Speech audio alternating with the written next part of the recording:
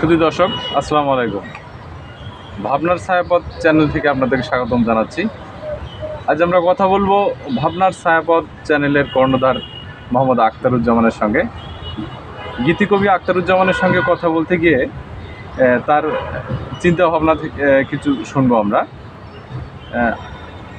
আপনি কেমন আছেন? আছি, ইনশাল্লাহ ভালো আছি।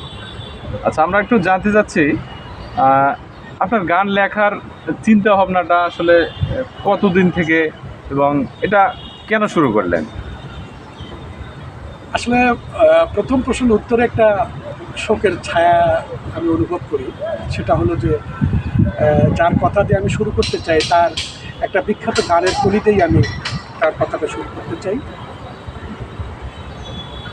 ডোরা কাটা দাগ দেখে বাঘ চেনা যায়, বাতাসের বেগ দেখে মেঘ চেনা যায়, মুখ ঢাকা মুখোশের এই দুনিয়ায় মানুষকে কি দেখে চিনবে বলো, মানুষকে কি দেখে চিনবে বলো।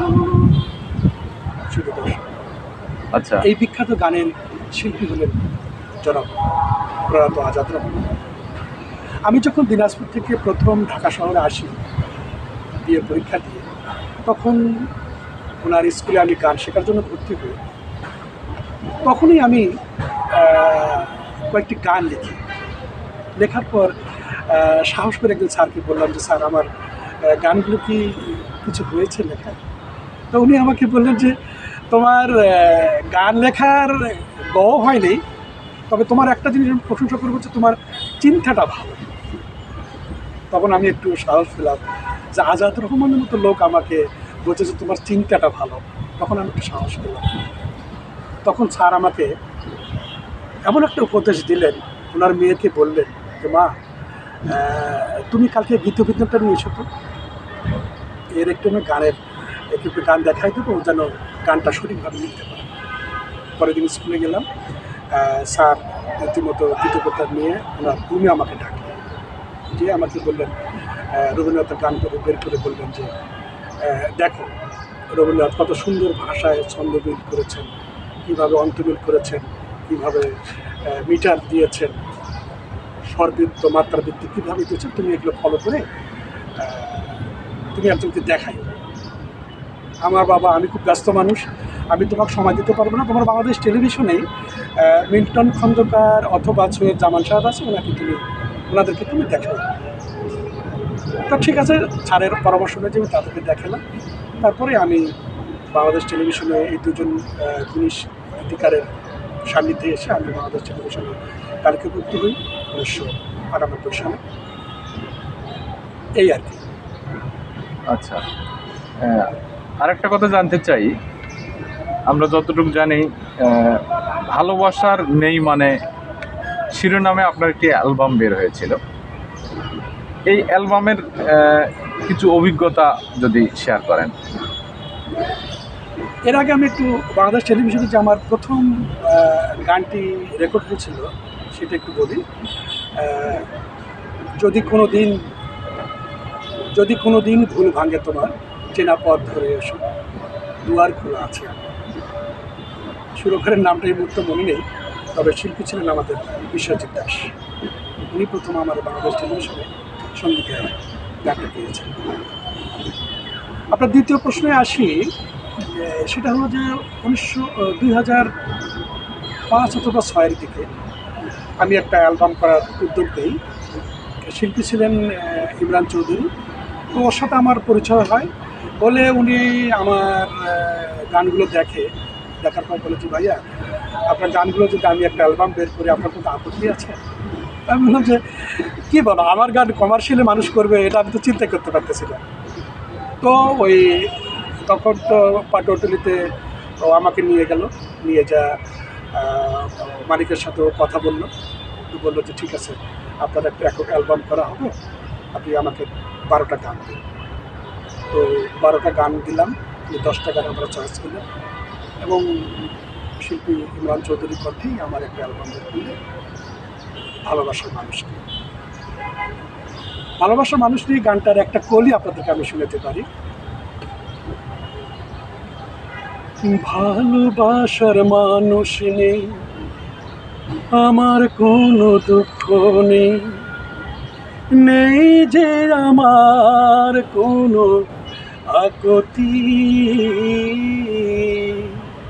তবু যেন সুখে থাকে আমার প্রেয়সী, তবু যেন সুখে থাকে আমার প্রেয়সী।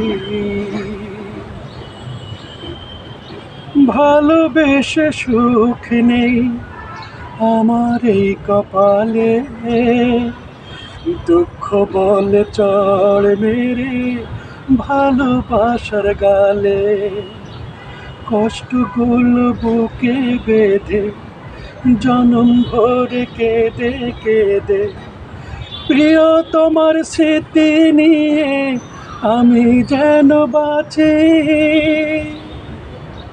তবু যেন সুখে থাকে আমার প্রেয়সী। এই অ্যালবামের সবগুলো গানই আমার লেখা, আমার শুরু করা ছিল।